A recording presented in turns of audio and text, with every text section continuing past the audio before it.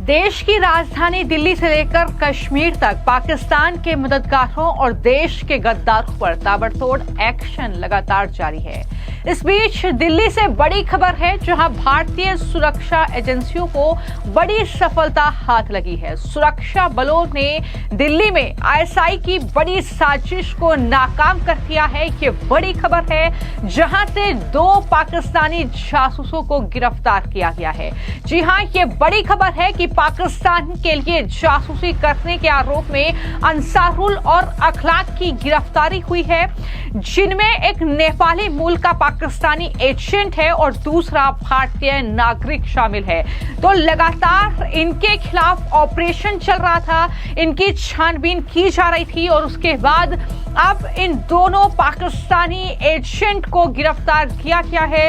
रावलपिंडी में इन्हें ट्रेनिंग दी गई है, ये भी जानकारी सामने आई है। तो कुल मिलाकर न सिर्फ कश्मीर बल्कि दिल्ली तक को दहलाने की साजिश आईएसआई के जरिए रची गई थी और भारत के नागरिकों का इस्तेमाल पाकिस्तान किस तरीके से कर रहा है, ये लगातार देखने को मिल रहा है। जब भारत में पाक परस्त लोगों की गिरफ्तारी का सिलसिला बढ़ रहा है, पाकिस्तान के लिए जासूसी करने वाले जासूसों की गिरफ्तारी लगातार हो रही है और दिल्ली एनसीआर को दहलाने की साजिश रची गई थी, लेकिन भारतीय सुरक्षा एजेंसियों ने उसके मंसूबों पर पानी फेर दिया है और सिर्फ दिल्ली ही नहीं बल्कि उत्तर प्रदेश से भी 2 और गिरफ्तारी हुई है।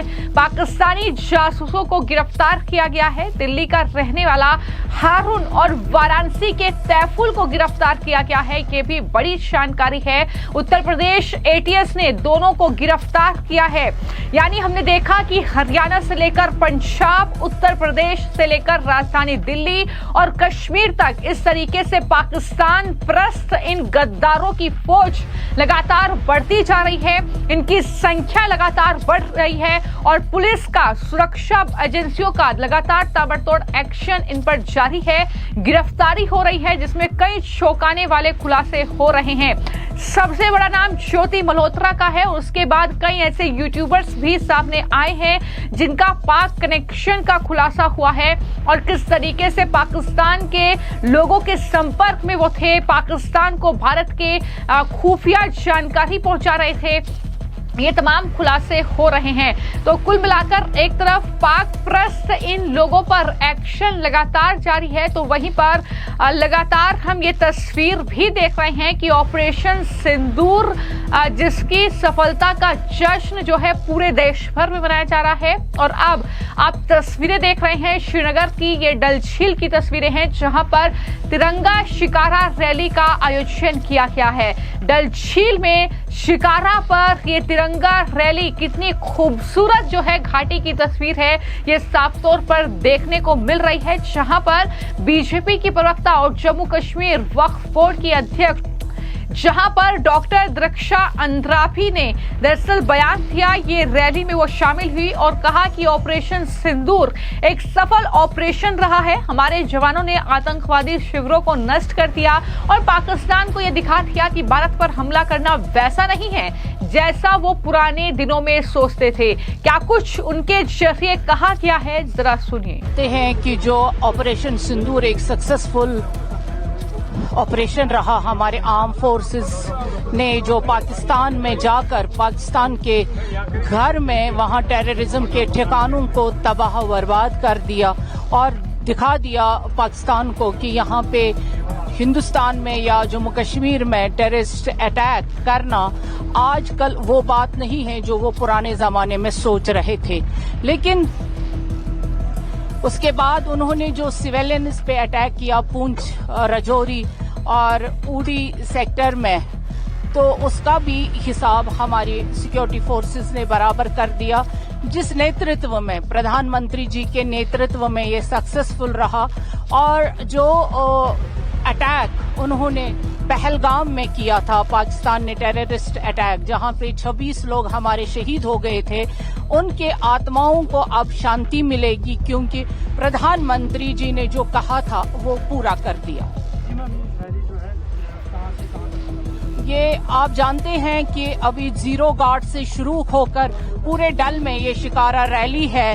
हमारे सारे सिटीजन्स, हमारे सारे कार्यकर्ता और नौजवान, आपने देखा यूथ किस तरह से इस ऑपरेशन सिंदूर के रैली में शामिल है और उनके हाथों में तिरंगे हैं। ये तिरंगा सिर्फ हमारे हाथों में नहीं है, बल्कि हर एक कश्मीरी के दिल में, हर एक हिंदुस्तानी के दिल में ये लहरा रहा है। और ये डल लेक जो बहुत ही मशहूर डल लेक यहाँ जम्मू कश्मीर का है और शिकारा जो हमारा बहुत मशहूर है, आज उसी में ये तिरंगा रैली श्रीनगर बीजेपी के डिस्ट्रिक्ट प्रेसिडेंट के नेतृत्व में और हमारे यूथ जो है उनके नेतृत्व में निकाली गई। तो ये वही जम्मू कश्मीर है जहां पर आतंकवादियों ने पहलगाम आतंकवादी घटना को अंजाम दिया, लेकिन आज उसी घाटी में तिरंगा कुछ इस तरीके से लहरा रहा है कि डल झील से लेकर हमने लाल चौक की तस्वीरें भी आपको दिखाई थी, जहां पर तिरंगा यात्रा निकाली जा रही है। पूरी डल झील जो है वो तिरंगे में नहाई हुई है। ये तस्वीरें वाकई बहुत खूबसूरत है और पाकिस्तान को मुंहतोड़ जवाब देने वाली ये तस्वीरें हैं। और डल झील में हिंदुस्तान जिंदाबाद के नारे लगे, जहां घाटी कहीं न कहीं इस तरीके के नारों से गूंज उठी। तो ये तस्वीरें सामने आई हैं और इस तिरंगा यात्रा को लेकर बाकी बीजेपी के नेताओं ने क्या कुछ कहा है वो भी सुनिए।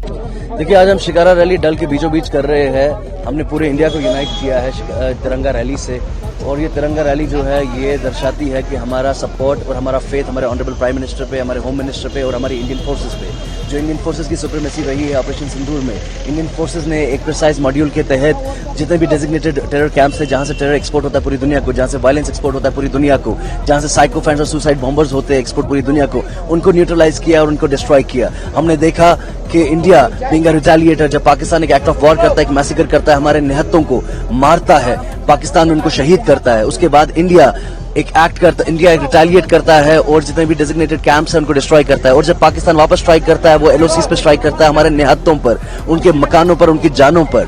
Pakistan has always played a role of aggressor and whereas we have played a role of retaliator, but this time in Operation Sindoor, through Operation Sindoor, by Operation Sindoor, we have set an example in the world that if you come to our soil and do anything which promotes violence and terrorism, we'll take you by your neck and dig you deep down in the soil.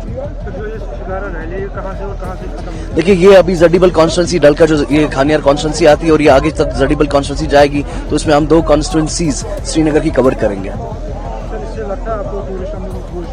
Of course ये डल जो है major sector है tourism का और major economy है tourism की यहाँ।